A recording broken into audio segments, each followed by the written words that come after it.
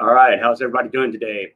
Hey, it's October, and I almost forgot to go and get my breast cancer awareness ribbons. Uh, you see right there. But Marshall, why are you wearing two of them? You only have to wear one. Well, the answer is simple. It's because I'm not a pretentious asshole like all of y'all. Oh, before I forget, don't forget to like and subscribe. Um, so why do I say that? Okay, so think about it. Everybody who wears these little virtue signal plural, single pin, they're hoping and praying to save one woman's breast. Well, what about the fucking other one? I, for one, love both titties, and that's all there is to it. You know, so if you think about it, you're really quite insulting the beautiful culture of womanhood. Not only that, but think about the lifestyle you're condoning. Do you really want to live in a world with one titty bitches all over the place? I certainly don't. As I said, even though you're misogynistic pricks, obviously, don't forget to hit the like and subscribe. And this video is about the AP Top 25. So let's take a look at who in the Big 12 is in the top 25. All right, so I'm not going to talk about everybody who's not in the Big 12. Not too much, but so we start off with Oklahoma State, the Cowboys, at number 7. They move up to. Do I feel that's fair? Sure, absolutely. Why not? They deserve it. They're undefeated. They beat what I do believe to be a good Baylor team on the road. I can see that. As far as taking the Big 12, man, they are the front runner. They absolutely are. There's no ifs, ands, or buts about that. I don't see it any other way. I just think they have the best resume right now. Number 7 in the nation. Based on who you see around them, sure, absolutely. I don't know too much about USC. They're 5-0, but anyway, like I said, I don't want to talk about any non-Big 12 teams. Number 7 for Oklahoma State, sure, why not?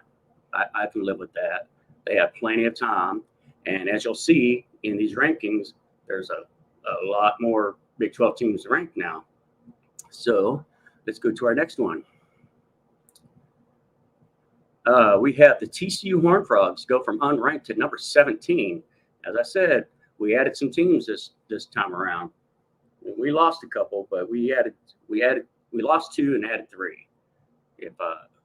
Yeah, I'm right about that. Okay, so we got TCU at number 17. Man, what are you supposed to say? They have good results against very bad opponents, and then an incredible unforeseen result against Oklahoma. 31-point victory. Wow. So, yeah, I have no problem with TCU being ranked that high and jumping the other 2 teams that are left. That was incredibly impressive. I don't know what to think about it. I'm shocked. I literally had them at the bottom of my rankings this last week. So here we go. TCU at 17. I can live with those results. Now, you got number 19 and number 20. Both of the Kansas schools have decided they want to play football. So you got 5-0 Kansas Jayhawks. I will pat myself on the back. Did I not tell you that not only if they somehow make it to 5-0, that they will be ranked, they'll be in the top 20.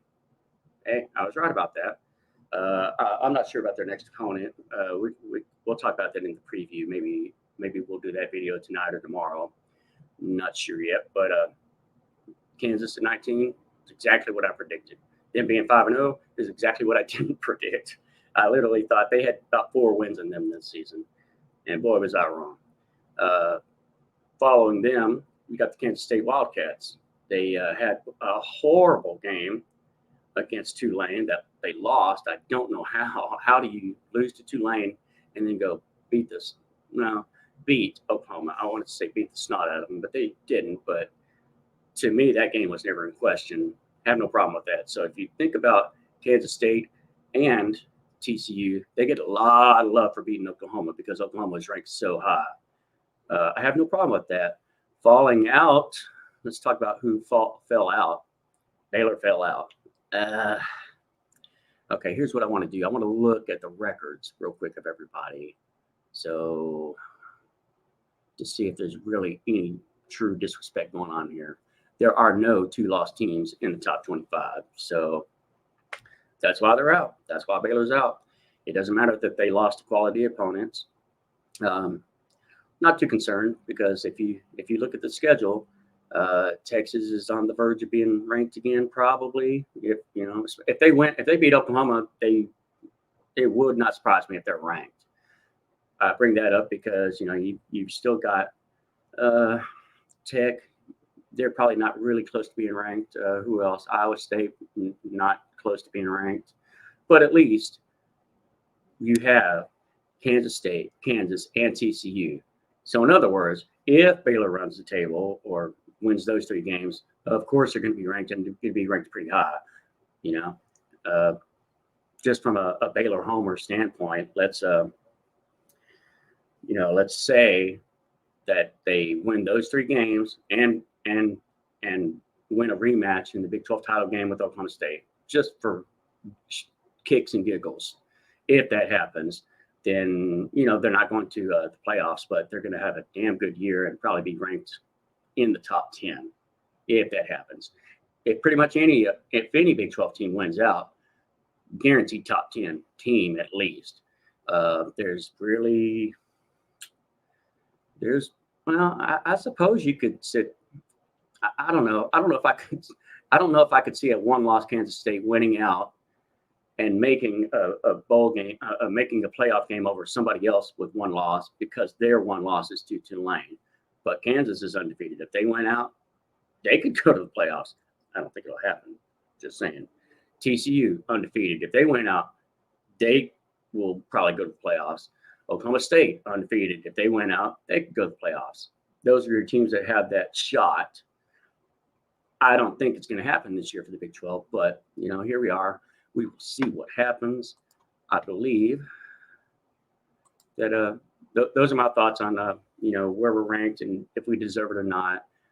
I say we deserve every one of those. Yeah, TCU's a little high for me, but I guess they really took into account that 31-point beatdown of Oklahoma, man. So there we go. And I hope you enjoyed the video. And don't forget to spay and neuter your pets. Sick 'em, baby.